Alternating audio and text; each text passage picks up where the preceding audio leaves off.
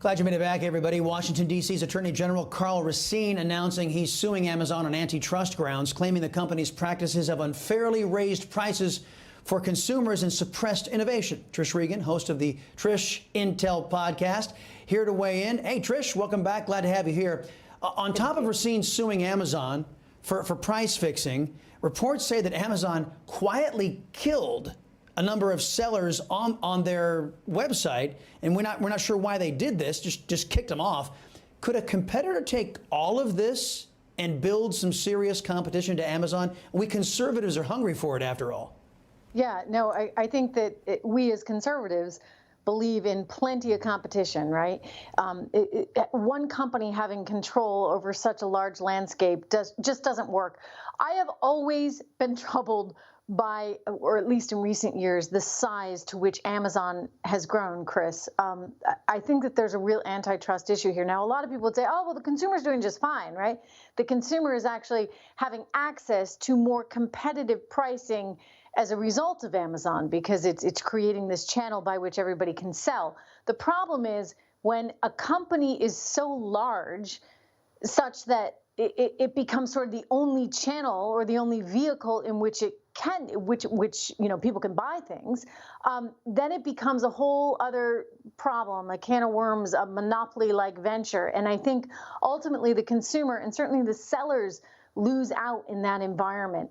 Amazon has become so big, I mean, just massively huge, where they have such a dictation over the selling environment right now that I don't think that ultimately it does the American consumer a whole lot of good. I think it is a monopoly.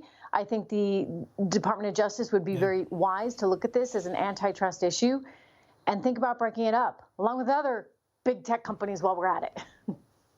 Yeah, exactly. I think the government's been so responsive on antitrust here lately. I'm saying that tongue in cheek.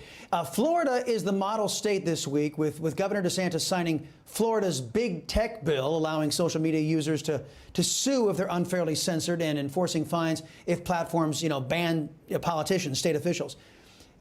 This is a move in the right direction, I think. I think a lot of states need to take a look at this, don't you? I'm ready to pack my bags and move to Florida.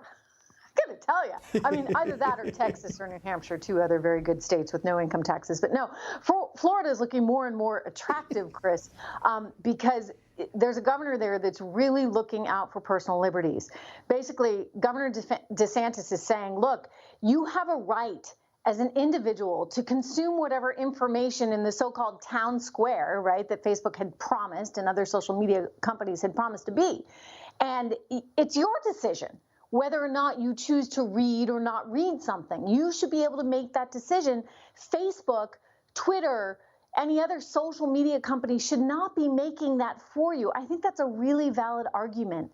And I think that this is the first time that we have seen, Chris, anyone, any state really stand up to big tech in a way that needs to be done. I mean, we're at a crossroads right now. Let's be very clear. I don't think that big tech has done America in terms of our civil liberties, in terms of our personal liberty and our freedom of speech, really any favors in this environment. And so I commend DeSantis. I commend the state of Florida for doing that. And I'm not kidding. Florida's looking really, really attractive.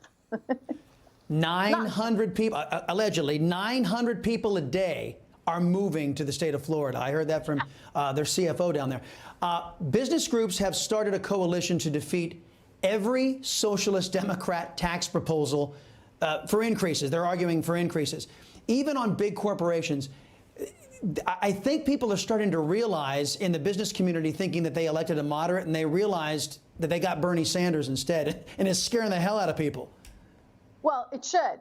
Okay, so Joe Biden campaigned on this whole idea of he's just a nice guy who's going to stay in his basement, and not create any waves and not really change the status quo and let America be America. And look, I think Americans, I'm going to give every American credit for this. I think that we tend to be very sort of independent, and we don't want government overly involved in our lives. So there was the sense before that, the president was taking all the oxygen out of the room and sucking all the attention from the media, and people were like, okay, I need a break. And they thought Joe Biden would give them that break. And they mistakenly thought that Joe Biden would give them a break from the chaos and the circus in the media while simultaneously continuing the policies of the previous administration, which the previous administration, I would add, did very successfully. Low taxes, less regulation, strong on the international front. And instead, we've got the opposite. For goodness sakes, I mean, the Biden administration dropped the investigation into the origin of the coronavirus out of the Wuhan lab. So I think that people kind of feel gypped, and they should, because on the tax front, on the economic front, on the international front, it's not what they expected. I like that. People feel gypped. As a matter of, we thought we were getting a moderate. We end up getting AOC and Bernie Panders 2.0. Trish Regan, always glad to have you here on the Chris Salcedo Show. We'll talk to you next week. Hey, I'm Rob Finnerty. Thanks for watching. If you enjoyed this video, please join the conversation in the comments below. Don't forget to subscribe, too.